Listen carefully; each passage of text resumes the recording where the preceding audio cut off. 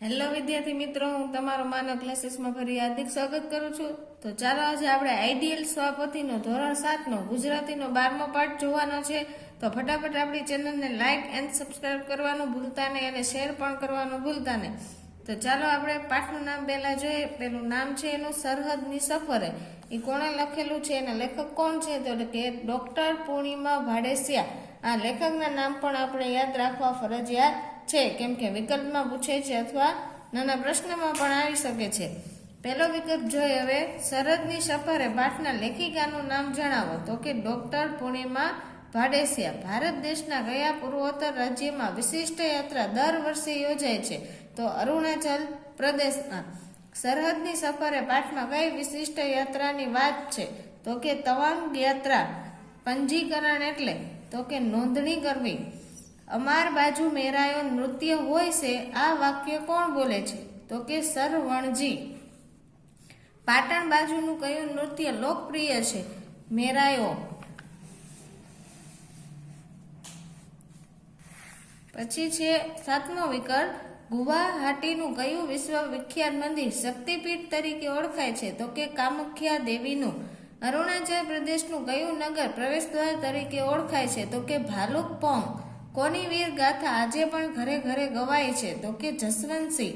તવાંગથી દૂર આવેલ ચટ્ટાન પર કોના પદ્મચિહ્નો આવેલા છે? તો કે દલાઈ લામા. તવાંગ શહેર આશરે કેટલી વસ્તી ધરાવતું શહેર છે? તો કે 11,000. હવે નીચેની ખાલી જગ્યા આપણે આપેલી છે જોઈ. પહેલી ખાલી જગ્યા છે તવાંગ યાત્રામાં પાટણ જિલ્લામાં ચલવાડાના ખાલી જગ્યા પણ જોડાયા છે? તો કે સરવણજી. સભાનું સંચાલન ખાલી જગ્યા મિશ્રિત હિન્દીમાં ચાલી રહ્યું છે? તો કે અંગ્રેજી. ગુવાહાટીમાં ખાલી જગ્યાનું વિશ્વ વિખ્યાત મંદિર આવેલું છે? તો કે કામાખ્યા દેવી. ભારત દેશમાં કુલ ખાલી જગ્યા શક્તિપીઠો છે 51. તેજપુરનું ખાલી જગ્યા મંદિર પૌરાણિક મહત્વ ધરાવે છે? તો કે અગ્નિગઢ. ચાલો છઠ્ઠી ખાલી જગ્યા છે. ઈસવીસન ખાલી જગ્યામાં ચીને ભારત પર આક્રમણ કરેલું? તો કે 1962. સૈનિક જસવંતસિંહની યાદમાં જસવંતગઢમાં ખાલી જગ્યા બનાવવામાં આવ્યું છે? સ્મૃતિ મંદિર. સૈનિકોની વીરગાથા દર્શાવતું સ્મારક ખાલી જગ્યા શહેરમાં છે? તવાંગ. દુનિયાનો છેલ્લો ગુલામ દેશ ખાલી જગ્યા છે? તો કે તિબેટ. ચાલો ખરા ખોટા જોઈએ. ભારતનું સંચાલન સાંભળી સરવણજીને ભાષાની અગવડ નડી રહી હતી? તો કે સાચું. તવાંગ યાત્રામાં ગુજરાતના ગરબા રજૂ થયા? તો કે ખોટું. પ્રવાસમાં જેની પાસે નાસ્તો ન હોય એને ગુજરાતી ન કહેવાય? સાચું. સુરેન્દ્રનગરની બોલીમાં કાઠિયાવાડી અને અમદાવાદી બંને લહેકાની બોલી આવી જાય છે? સાચું. તવાંગ યાત્રા દર વર્ષે જાન્યુઆરીમાં યોજાય છે? ખોટું. તવાંગ યાત્રા રાષ્ટ્રીય, ધાર્મિક અને પ્રાકૃતિક એમ ત્રણેય દ્રષ્ટિએ એક જ દરે મહત્વ ધરાવે છે? સાચું. યાત્રિકો તવાંગ સ્થિતિ સહિત સ્મારકના દર્શન કરે છે? તો કે સાચું. હવે નીચે તમને એના જોડકા આપેલા છે. પેલું છે કામાખ્યા દેવીનું મંદિર? તો કે શક્તિપીઠ. અગ્નિગઢ તેમાં આવશે પૌરાણિક નગર. જસવંતગઢ તો કે સ્મૃતિ મંદિર. પછી નાનકલામાં તો આવશે તપસ્યા સ્થળ. હવે છે કોણ બોલી શકે તે. પેલું છે એ પંજીકરણ ક્યાં હોતા હૈ? તો કે સરવણજી. અમે 5 જણ સુરતથી આવીએ છીએ, ચંદ્રિકાબેન બોલે છે. એમને શોધવાનો એક સરસ આઈડિયા બતાવું? તો કે ડોક્ટર નીરવ. ઊંચો ગઢ ગિરનાર વાદળથી વાતો કરે છે? ભરતભાઈ. અમારું કચ્છ પાટણથી ક્યાં દૂર છે? તો કે હસમુખભાઈ. હું જાણવા આતુર છું, જાત્રામાં આગળ શું જોવાનું આવશે? ધરતીબેન. હવે નીચે તમને એક માર્કના પ્રશ્ન જવાબ આપેલા છે. તો કે માઇક પરથી હિન્દીમાં કઈ જાહેરાત થવા લાગી? તો કે માઇક પરથી હિન્દીમાં જાહેરાત થવા લાગી કે जिसका पंजीकरण नहीं हुआ है એ लोग मुझे मिले. રાજસ્થાન ઉદયપુરથી આવેલા ભાઈને સરવણજીએ ગુજરાતીમાં શું કહ્યું? તો કે રાજસ્થાન ઉદયપુરથી આવેલા ભાઈને સરવણજીએ ગુજરાતીમાં કહ્યું, અલિયા ભાઈ, આ પંજીકરણ એટલે શું? એ જ તો પંચાયત છે. ચાલો ત્રીજો પ્રશ્ન આપણે જોઈએ. ડોક્ટર નીરવે તવાંગ યાત્રામાં ગુજરાતીઓને શોધવાનો કયો ઉપાય બતાવ્યો? તો કે ડોક્ટર નીરવે તવાંગ યાત્રામાં ગુજરાતીઓને શોધવાનો ઉપાય બતાવ્યો કે આપણે ગુજરાતીમાં વાતો કરતા કરતા બધે ફરીને ગુજરાતીમાં વાતો કરતા માણસો શોધીએ એટલે તરત જડી જશે. ગુજરાતના 25 જણ એકઠા થાય ત્યાં કઈ પંક્તિ સાચી પડે? તો કવિ ખબરદારની જ્યાં જ્યાં વસે ગુજરાતી ત્યાં સદાકાળ ગુજરાત પંક્તિ સાચી પડે. જ્યાં જ્યાં વસે એક ગુજરાતી ત્યાં ત્યાં સદાકાળ ગુજરાત પંક્તિનો અર્થ જણાવો. તો અર્થ છે કે ગુજરાતી દુનિયાના ગમે તે ખૂણામાં વસે ત્યાં તે પોતાની સંસ્કૃતિ જાળવી રાખીને ગુજરાતને જીવિત રાખે છે. તવાંગ યાત્રા દરમિયાન સુરેન્દ્રનગરના ભાઈલાલભાઈએ કઈ બાબત પર નારાજગી દર્શાવી? તો કે દરમિયાન જે સાંસ્કૃતિક કાર્યક્રમો થયા તેમાં કેટલાક પ્રદેશોના કાર્યક્રમો થયા પણ ગુજરાતના ગરબા રજૂ ન થયા. આ બાબતે ભાઈલાલે નારાજગી દર્શાવી. તવાંગ યાત્રા દર વર્ષે ક્યાંથી અને ક્યારે નીકળે છે? તો કે નવેમ્બર માસમાં અસમના ગુવાહાટીથી નીકળે છે. બોમડીલા આકર્ષણનું કેન્દ્ર કેમ છે? તો કે બૌદ્ધ મઠો અને ગોમ્પાના કારણે તે આકર્ષણનું કેન્દ્ર છે. કોનો ઇતિહાસ સાંભળવાથી આપણા રૂવાટા ખડા થઈ જાય છે? તો કે જસવંતગઢનો. ભારત સરકારે કોને મરણોત્તર પરમવીર ચક્ર એનાયત કર્યો હતો? તો કે ભારત સરકારે વીર જોગીધર બાબાને મરણોત્તર પરમવીર ચક્ર એનાયત કર્યો હતો. તવાંગ શહેર કોનું જન્મસ્થળ છે? તો કે છઠ્ઠા દલાઈ લામાનું જન્મસ્થળ છે. આ યાત્રામાં દૂર દૂરથી શ્રદ્ધાળુઓ કેમ આવતા હશે? તો કે છઠ્ઠા દલાઈ લામાનું જન્મસ્થળ છે. વળી ત્યાંથી થોડે દૂર ચટ્ટાન પર તેમના પદ્મચિહ્નો હોવાથી તેના દર્શન અર્થે શ્રદ્ધાળુઓ દૂર દૂરથી આ યાત્રામાં આવતા હશે. 13મું છે નાનક કલામાં તરીકે કયું સ્થળ ઓળખાય છે? શીખ ધર્મના પ્રથમ મહાન ગુરુ નાનક દેવનું તપસ્યા સ્થળ નાનક કલામાં તરીકે ઓળખાય છે. તવાંગ યાત્રા કયા સુધી નીકળે છે? તો કે અરુણાચલ પ્રદેશમાં જ્યાં ભારત, ભૂતાન અને ચીનના કબજામાં તિબેટ છે એ ત્રણેય દેશની સરહદે આવેલ બુમલા બોર્ડર સુધી નીકળે છે. આ યાત્રામાં યાત્રીઓ કયા સ્થળોની યાત્રી કરીને ધન્ય થાય છે? તો કે આ યાત્રામાં યાત્રીઓ સમભાવથી કામાખ્યા દેવી, ભગવાન બુદ્ધ અને ગુરુ નાનક સંબંધિત સ્થળોની યાત્રા કરીને ધન્ય થાય છે. યાત્રિકો કઈ ભૂમિની મુક્તિનો સંકલ્પ લે છે? તો કે યાત્રિકો ઈસવીસન 1962માં ચીને હુમલો કરીને ભારતની હજારો કિમી જમીન પર કરેલ કબજા હેઠળની ભૂમિની મુક્તિનો સંકલ્પ લે છે. ચાલો નીચે તમને ટૂંકમાં ઉત્તર આપેલા છે. એમાં પહેલું છે શરણવણજીને ભાષાની અગવડ કેમ નડી રહી હતી?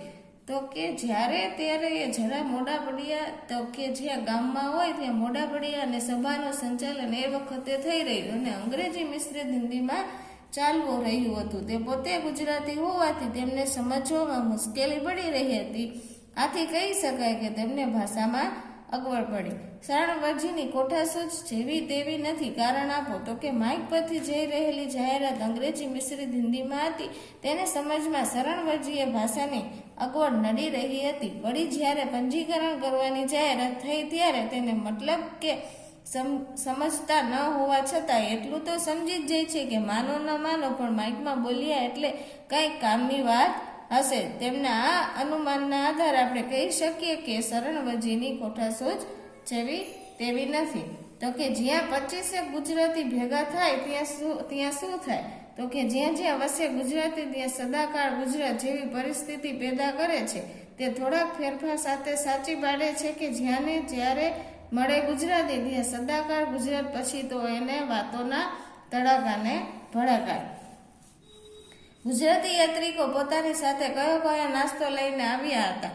તો કે મરચા કે અથાણું, સુરતી ઘારી, વડોદરાનો લીલો ચેવડો, ખંભાતનું હલવા, કચ્છની ખાંજલી, પાટણના દેવડા વગેરે નાસ્તો લઈને આવ્યા. ગુવાહાટી શહેર વિશે 2-3 વાક્ય લખો. તો કે દર વર્ષે નવેમ્બર માસમાં તવાંગ યાત્રા નીકળે છે. અસમનું ગુવાહાટી ઘણું જ પુરાતન, પ્રાકૃતિક અને જોવાલાયક છે. ભારતમાં 51 શક્તિપીઠમાં એક કામાખ્યા દેવીનું વિશ્વવિખ્યાત મંદિર આવેલું છે. ગુવાહાટી પ્રાકૃતિક દ્રષ્ટિએ પણ આગવી સુંદરતા ધરાવે છે. છઠ્ઠો પ્રશ્ન છે પૂર્વ અને પશ્ચિમનો કેવો સંગમ વાક્ય પાઠના આધારે સમજાવો. તો કે તેજપુરનું અગ્નિગઢ મંદિર પૌરાણિક મહત્વ ધરાવે છે. આ નગર ઓખા રણમાં આવતા અસુર રાજ બાણાસુરનું છે. આ એ જ બાણાસુર છે જેની પુત્રી ઓખા હતી, જેના વિવાહ શ્રી કૃષ્ણના પુત્ર અનિરુદ્ધ સાથે થયેલા. પૂર્વમાં નિવાસી ઓખાના વિવાહ પશ્ચિમમાં વસતા દ્વારકાના રાજા શ્રી કૃષ્ણ પુત્ર અનિરુદ્ધ સાથે થયેલા. આ દ્રષ્ટિએ આ વાક્ય પ્રયોજ્યું છે. જસવંતગઢની વાતને અનેરી કેમ કહી હશે? કેમ કે તો કે એનો ઇતિહાસ આપણા રૂવાટા ખડા થઈ જાય એવા વિના ન રહે. અને જસવંતસિંહ નામના એક સૈનિકની વાત છે કે 1962ના ચીનની યુદ્ધ વખતે સતત 72 કલાક સુધી એકલા હાથે ચીનની સેનાને રોકી રાખી હતી. આ વીરની ગાથા આજે પણ ઘરે ઘરે ગવાય છે. તેમનું સ્મૃતિ મંદિર જ્યાં બનાવ્યું છે તે જ આ જસવંતગઢ. પછી છે તવાંગના કુદરતી દ્રશ્યો તમે ધન્યતા અનુભવશો. તો કે રસ્તે પ્રકૃતિ એવી તો વેરાઈ પડી છે કે તમે જોતા જ રહી જાઓ. અહીં જાગ વોટરફોલ છે અને સોગટો તસેર લેક છે. એની વાત તો લાંબી છે, પણ યાત્રાના આકર્ષણ કેન્દ્રમાં જો કોઈ કુદરતી સુંદરતા હોય તો ત્યાંના કુદરતી દ્રશ્યો છે તે જોતા આપણે ધન્યતા અનુભવીએ છીએ. છેક સરહદે જવાનું હોવા છતાં યાત્રા તવાંગ યાત્રા કેમ કહે છે? તો કે કારણ કે યાત્રા અરુણાચલ પ્રદેશમાં જ્યાં ભારત, ભૂતાન અને ચીનના કબજામાં તિબેટ છે, ત્રણેય દેશ સરહદે આવેલ બુમલા બોર્ડર સુધી નીકળે છે અને બોર્ડર પ્રશ્ન મીટિંગ પોઈન્ટ છે. પણ આ યાત્રાનો છેલ્લો પડાવ તવાંગ શહેરમાં હોય છે, તેથી તેને તવાંગ યાત્રા તીર્થયાત્રા કહે છે. તવાંગ યાત્રીઓ સરહદે ભારત માતાના જયઘોષ સાથે કયા સંકલ્પ લે છે? તો કે ઈસવીસન 1962માં પરાક્રમ દાખવી વીર ગતિ પામેલા સૈનિકોની પરાક્રમ ગાથા જાણીને તવાંગ સ્થિતિ સહિત સ્મારકના દર્શન કરે છે. સરહદે જય ભારત માતાનો જયઘોષ કરે છે. દુનિયાના છેલ્લા ગુલામ દેશ તિબેટની સ્વતંત્રતાનો સંકલ્પ લે છે. તેમજ ચીને ઈસવીસન 1962ના યુદ્ધમાં પચાવી પાડેલ ભારતની હજારો કિમી જમીનની મુક્તિનો પણ સંકલ્પ લે છે. હવે 11મું કીધું છે તમે ગુજરાત સિવાય કયા કયા રાજ્યના નૃત્ય વિશે જાણો છો? તો કે ગરબા સિવાય રાજસ્થાનના ઘુમર, પંજાબના ભાંગડા, અસમનું બિહુ, તમિલનાડુનું ભરતનાટ્યમ, કેરળનું કથકલી, આંધ્રપ્રદેશનું કુચીપુડી, ઉત્તર પ્રદેશનું કથક, મહારાષ્ટ્રનું લાવણી અને આ ઉપરાંત બીજા અન્ય રાજ્યોના નૃત્યો વિશે પણ જાણી શકીએ છીએ. જો નીચે તમને પ્રશ્નોના ઉત્તર આપેલા છે, આપણે ટૂંકમાં ઉત્તરમાં જાણી ગયા એવું જ બધું લખવાનું છે, તો તમે આમાંથી જોઈને સરખી રીતે ભાગા કરી શકો છો.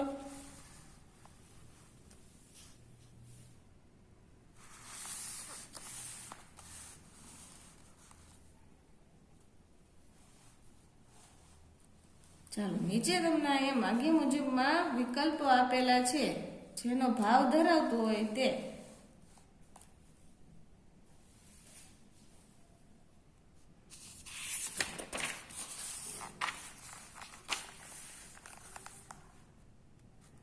નીચે તમને એના અર્થ આપેલા છે શબ્દોના.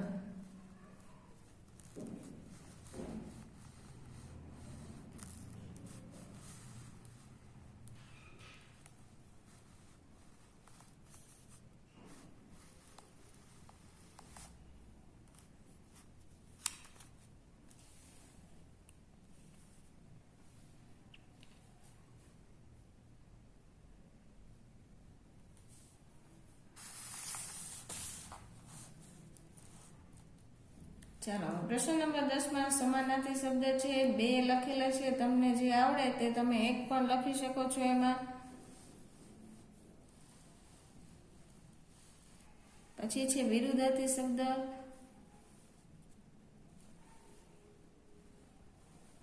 નીચે તમને જોડણી સુધારો આપેલી છે તે છે વ્યવસ્થિત લખવી. જ્યાં મીંડું હોય ત્યાં મીંડું પણ કરવું. રસવાળી દીર્ઘાય રસવાળું દીર્ઘાવાળું દરેક વસ્તુનું ધ્યાન રાખવું ફરજિયાત છે.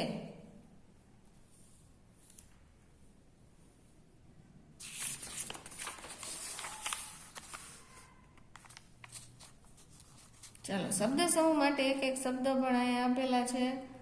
પછી છે રૂઢિપ્રયોગનો અર્થ આપીને વાક્ય પ્રયોગ કરો. તો જેમાં અર્થ આપેલો તે ફરજિયાત લખો અને વાક્ય તમે તમારી રીતે બનાવી શકો છો. નીચે તમને પેરેગ્રાફ આપેલો છે, યોગ્ય વિરામ ચિહ્ન મૂકી તેનું વાક્ય પેરેગ્રાફ ફરીથી લખવાનું. અને નીચે તમને તળપદા શબ્દ પણ આપેલા છે. ચાલો આ વિડીયોને આપણે અહીંયા વિરામ આપશું. તો ખાસ કરીને ચેનલને લાઇક એન્ડ સબસ્ક્રાઇબ કરવાનું ભૂલતા નહીં અને હાઈપ પણ અને તમારા ફ્રેન્ડને પણ શેર કરો, જેથી એ પણ અમારા બધા વિડીયો જોઈ શકે.